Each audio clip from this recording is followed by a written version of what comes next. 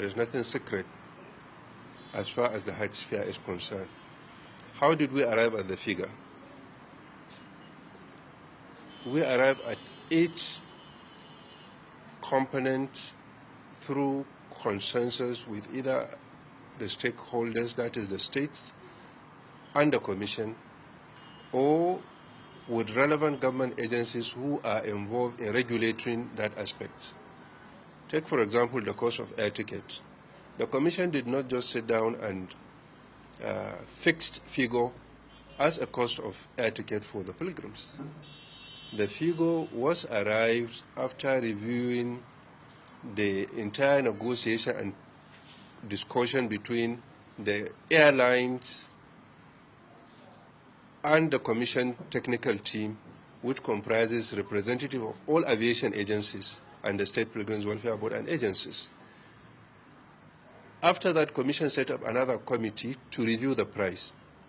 They did. Another committee was set up again, headed by Professor Keke Olosho, to renegotiate the price. They did. Nigerian Civil Aviation Authority was formally communicated to advise the Commission on the appropriate fare, which they did, and that is how we come up with the cost of the air ticket. And this cost of the air ticket did not go up. It even went down. And we deregulate the entire country. In the northern states, it came down with $50. In the northeast, particularly Maiduguri, Anyola Departure Center, it came down with $100 because of their closeness to Saudi in terms of distance compared to other northern states. The operation from the southern part of Nigeria came down with $50 also. So if you look at the accommodation aspect, the cost of accommodation did not increase in terms of the dollar contents. It came down in Medina with about $187 compared to what the pilgrim paid last year. In Mecca, it varies from state to state.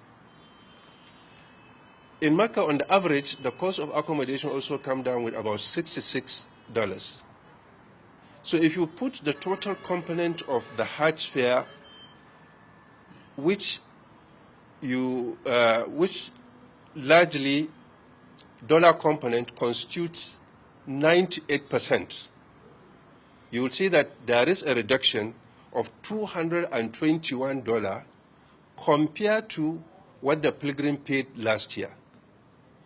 Even on the minimum BTA level, last year what the pilgrim paid, including their minimum BTA, was $5,026.41.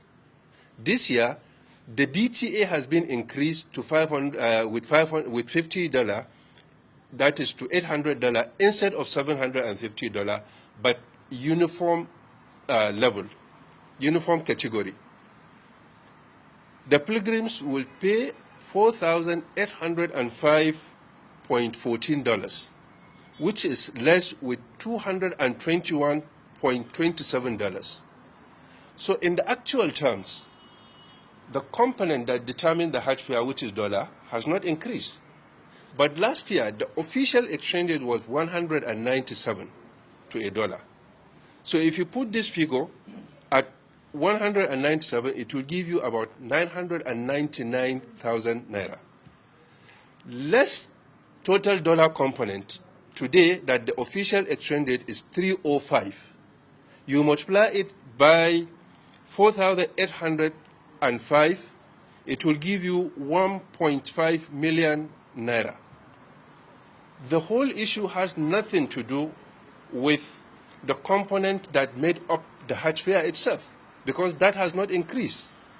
The bottom line is the exchange rate, which the Commission has no control over. The official exchange rate is what we used last year, which was 197, and the official exchange rate is what is being computed for the Hajj fare this year, which is 305. The government considered the sensitivity and the importance of Hajj and allow us even to enjoy the official exchange rate. Or else, if we are to be allowed to go and use the prevailing banking rate of 368, the cost of Hajj will be about 1.8 to 1.9 million naira. And if the government even says that will not be possible, people should use the autonomous market rate, it will be about 2-point-something million naira. So the question is not on the components, because the dollar component of Hajj constitutes 98%. You will not go to Saudi and pay them in naira for the accommodation, neither the transportation, nor the tent, nor the feeding over there, neither the cost of the air ticket, because the airlines also, their expenditure is dollar related. The only expenditure that is naira related is the one they do for the onshore aspects. But largely, even their expenditure is dollar related. This is the explanation. Now come to the issue of whether feeding is compulsory or the Commission imposed feeding on Nigerian pilgrims or not. I appreciate the issue raised by my distinguished senator brother, but it's a condition that is tied to the issuance of visa. It's not something Nigerian pilgrims are being imposed on. The Saudi government introduced feeding of pilgrims to all nations for the purpose of ensuring that pilgrims get quality food, not to go and be eating food on the streets.